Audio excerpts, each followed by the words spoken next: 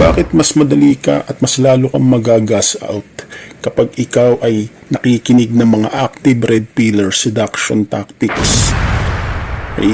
Active self-improvement na nakadirekta sa pagpapa-impress sa babae. So magandang araw na naman, Red Pill community. Welcome once again to another episode of the Red Pill PH TikTok podcast. If you like this kind of content, don't hesitate to press that follow button. We do have our YouTube channel and we do have our Facebook page. Don't forget to like, share, and subscribe. Without any further ado, come on, let's begin. Napaka-motivating sa tenga, no? Napaka-motivating pakinggan, napaka-motivating na mapanood itong mga ganitong klaseng mga tips and advice ng mga red pill seduction gurus, seduction tactics. Okay? Subalit po, hindi naman porke itinuturo ito, garantisado pong mangyayari yan. Yan po yung palagi naming tinuturo dito. Kami po ay nagbibigay din ng disclaimer. Nagmo-motivate po tayo, pero at the same time, para maging transparent ka, okay, kailangan ibigay mo din yung disclaimer. Kung meron positive side, meron ding mga negative side. Ganun dapat, nasa gitna ka, hindi ka dapat bias sa tinuturo mo. Pwede ka mag-motivate ng mga tao na ito, kailangan you have to be stoic, kailangan you have to stand for your own work, hindi ka dapat mag-isip and bla bla, tangina, paulit-ulit. Subalit, kailangan mo ding ibigay sa kanila yung expectation na hindi lahat ng time, hindi lahat ng senaryo, tatalab yan. Kasi kapag ganyan ang ginawa ninyo mga kayo ng mga nagtuturo ng mga ganito, sa mga manosphere din, and hindi po ninyo sinet yung expectations ng mga audience, minomotivate nyo lang sila, dala-dala yung positive side, right? Yung advantage side, pero hindi po ninyo sila binigyan ng disclaimer.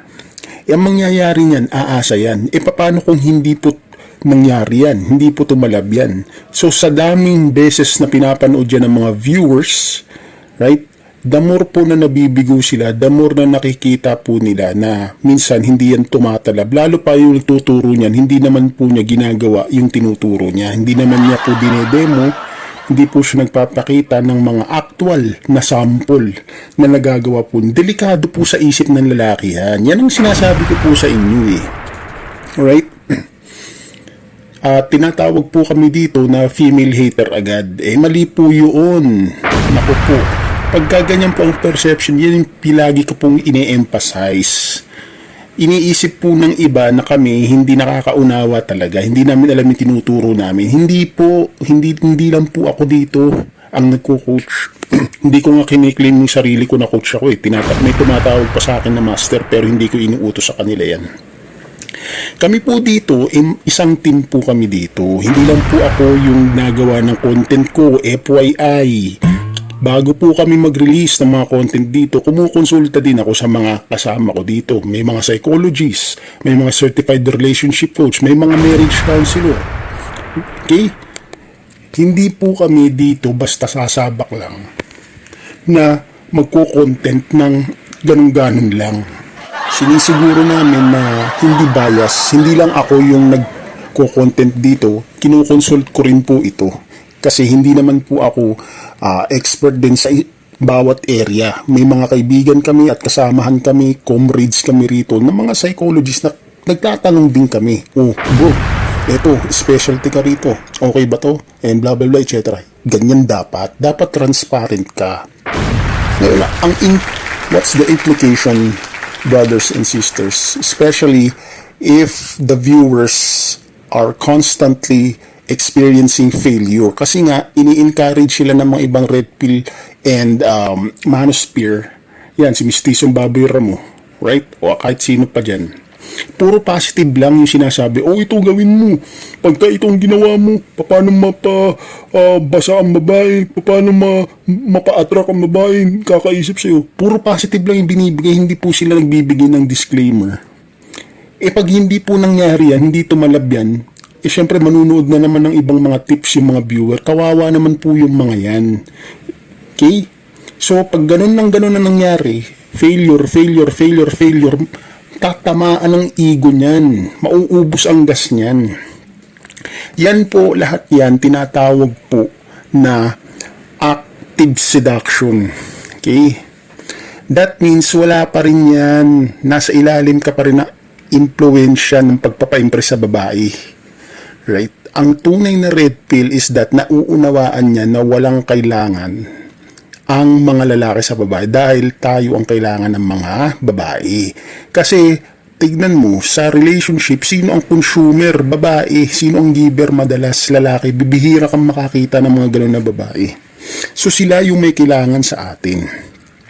Ngayon, ang tanong, sino ang dapat gumawa ng mga active seduction ng mga advice? Of course, babae may kailangan yun. Babae lang naman na may kailangan ng relationship. Sila lang naman na kumukonsume ng value, hindi naman yung lalaki. Lalaki, giver lang ng giver. Give. Pero hindi nyo naiintindihan. Ngayon, bakit ganito ang turo namin dito? Ayun ang magandang tanong. Kami po, ipinag-aralan din po namin ang implication sa both emotional and psychological aspect ng mga viewers ng mga lalaki. And we found out, kapag totally tinanggap mo na pala yung katotohanan na ganito nga talaga yung nangyayari, ang dating and relationship ay para sa babae, hindi yan para sa lalaki. Kahit magpatsyad ka pa, ganun pa rin yan, i-reverse lang yan ng babae, ikaw rin ang uubligahin nila na mag-approach kahit gwapo ka pa. So yung huling alas na baraha, nasa side pa rin ng babae. So pag tinanggap mo po yan, at idadrop mo na lahat ng mga putang inang false hope na yan, romantic love, dating games, magpapaka-natural ka na ngayon. Diyan ka na magiging natural confident na tinatawag. Yan yung tinuturo namin. Pag nakipag-usap ka sa kahit sinong tao, kay babae pa yan, ko kahit sino pa yung kapitbahay mo, wala na yung dating ikaw na inaalala pa kung paano magpa-impress ng babae. Natural ka na lang makipag-usap, doon ka ngayon lalago. Kaya yung mga nanonood dito, hindi na sila nag-aaral ng seduction game. Ayun, iba na yung kanilang confident kasi nanggagaling yun sa pagiging natural. Kaya hindi na sila natatakot na mahusgahan o kahit anong isipin sa kanila, wala na silang pakialam. That's what you call I don't give a fuck mentality. Okay? And then pangalawa niyan is that ituturo din namin kung paano magdala ng sarili. Sa looks, sa outfit, sa socialization skill. Pagkatapos yan, papunta na sa business. Ayun ang tunay na red pill. Kasi ang red pill ay hindi naglalaro sa dating and relationship lang.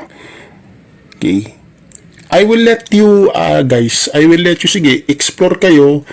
Gawin niyo. Sundin niyo yung mga advice nila. Yung mga matitira dito, sundin niyo rin yung mga advice namin. Sige, pagkumparahin niyo ang resulta.